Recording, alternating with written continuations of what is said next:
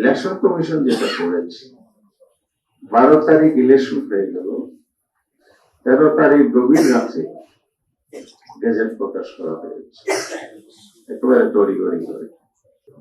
এই নির্বাচনে ইলেকশন ইঞ্জিনিয়ারের প্রশ্ন উঠেছে, এই নির্বাচনে ফলাফল কারচুপির কথা উঠেছে, যেগুলো ডকুমেন্টারি অনেক কিছু প্রুফ হচ্ছে। সেখানে আমরা লিগ্যাল প্রসেস প্রক্রিয়া অবলম্বন করব, আর কি অনুযায়ী যে প্রসেস আছে সে অনুযায়ী আমরা এসব আসনে কারচুপি হয়েছে, এভিডেন্স আছে, স্বল্প ব্যবধানে হারানো হয়েছে বা ফলাফলের ব্যবধান দেখানো হয়েছে জয় পরাজয়ের ক্ষেত্রে, সে আসনগুলো চিহ্নিত করে স্ব আসন থেকে পুনর্গণনা কাউন্টিং এর জন্য আবেদন হয়েছে।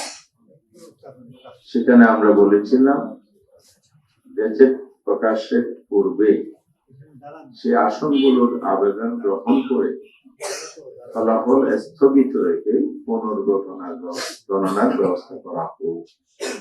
ইলেকশন কমিশন যেটা করেছে, 12 তারিখ ইলেকশন হয়ে গেল, 13 তারিখ গভীর রাতে গেজেট প্রকাশ করা হয়েছে একেবারে তড়িঘড়ি করে।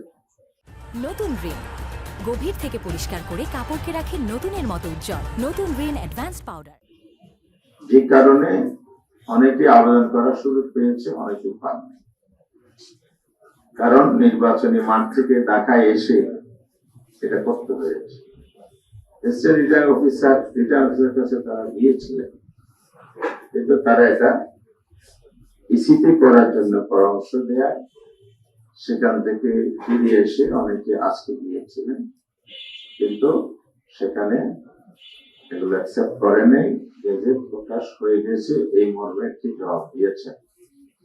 তাহলে যারা সুযোগটা পেলেন না, তারা তাদের অধিকার বঞ্চিত হয়েছে।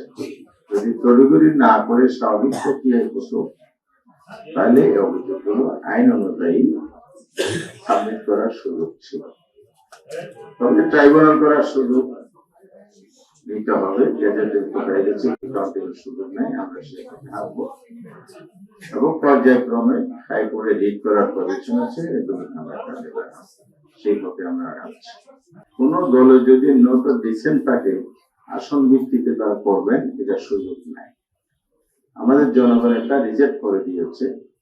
না জয়যুক্ত হলে এটা সুযোগ ছিল, যেহেতু জয়যুক্ত হয়েছে, তাহলে জনগণই এইসব নোট অফ ডিসেন্টকে নাকচ করে দিয়েছে।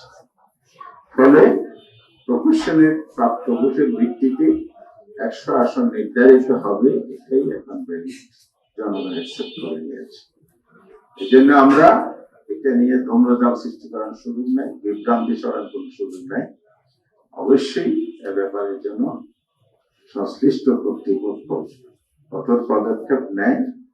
পার্লামেন্ট যখন বসবে, 180 দিনের মধ্যে যে জুলাই সনদ পর্যায়ক্রমে বাস্তবায়নের কথা সেখানে উল্লেখ আছে, সেই অনুযায়ী উচ্চতর পর্যায়ের ক্ষেত্রে যেন প্রফেশনাল রিপ্রেজেন্টেশনটা এনশিওর করা হয়। যে জনগণের দাবি, যে জনগণকে সামনে রেখে রাজনীতি, যে জনগণের ভোটে রেফারেন্ডাম অনুমোদন পাস, যে জনগণের ভোটে পার্লামেন্ট গঠিত, সেই পার্লামেন্ট জনমতের বিরুদ্ধে অবস্থান নিতে পারে না। এটা যদি হয় তাহলে সংস্কারকে রিফিউজ করা হয়ে যায়।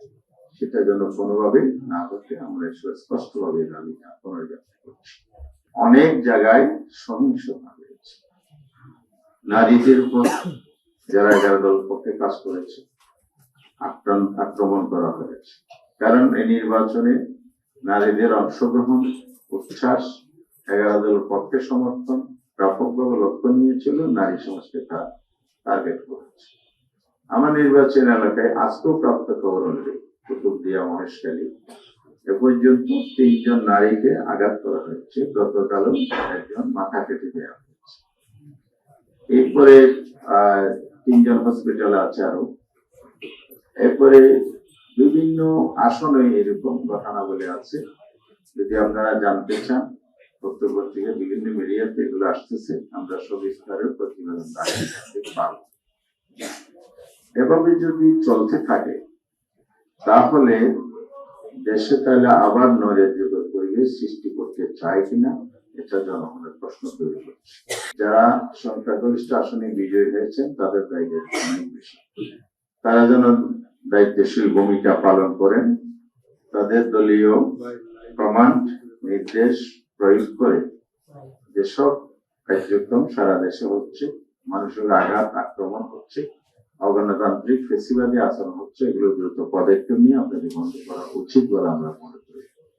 যদি এভাবে চলতে থাকে, গতকাল 11 দলের শীর্ষ নেতৃবৃন্দের ব্রিফিং এটা স্পষ্ট বলা হয়েছে, আমরা রাজনৈতিক কর্মসূচিতে যেতে বাধ্য হব। আমরা এটা পুনর্ব্যক্ত করছি, আপনারা আমাদেরকে বাধ্য করবেন না। ইতিমধ্যে আমরা কর্মসূচি প্রণয়ন করেছি, আমরা শীর্ষ পর্যায়ে আলোচনা করে এটা চূড়ান্ত করবে ঘোষণা দেব। 30-এর অধিক আসন, যেখানে কারচুপি সুস্পষ্ট আমাদের কাছে বিষয়গুলো আছে, সেগুলো নিয়ে আমরা নির্বাচন কমিশনের সাথে আগামীকাল ওনারা 11:30 টাইম দিয়েছেন, সেখানে আমরা আরো বিস্তারিত তুলে ধরবো। আবার আসন যদি আবার রিপিট করি, আমার তো আমি জানি বলেই বলতেছি 87,500 না ভোট করেছে। তাহলে বিশাল যে নাম্বার গুলো আছে, এটা বোঝা যায় যে না ভোটকে বিজয় করার জন্য চেষ্টা করা হয়েছে দলীয় আভ্যন্তরীণ সিদ্ধান্ত কিনা আমি জানি না। এই যে চেষ্টাগুলো হয়েছে এটা রিফ্লেকশন কিন্তু আছে, মোটিভেশন করা হয়েছে, এটা রিফ্লেকশন আছে। ভোটের ক্যাম্পেইন এর ভিডিও আমাদের কাছে আছে। ভোট চাওয়ার ক্ষেত্রে মার্কা, দলের মার্কার ভোট বলার পরে আবার চাচি আর একটা না ভোট দিয়ে, এই বিষয়গুলো কিন্তু আছে। এগুলো থেকে তো সংখ্যা আসাটাই স্বাভাবিক। এখন যে হ্যাঁ যুক্ত হয়েছে, তাহলে আমি চাইবো আমার দলীয় স্ট্যান্ড ছিল কি সে অনুযায়ী করার জন্য। যেহেতু আমি মেজরিটি পেয়েছি, এটা ইম্পোজ করার জন্য আমার একটা চেষ্টা থাকতে পারে। তাহলে সামগ্রিক কর্মকাণ্ড ক্ষমতা কমিশন থেকে শুরু করে ইলেকশন ক্যাম্পেইন এবং আজকের এই দিবসের নানা কর্মকাণ্ডের যে সংকেত গুলো আছে, এটা একেবারে স্পষ্ট যে এখানে সংখ্যা উড়িয়ে দেওয়া যায় না।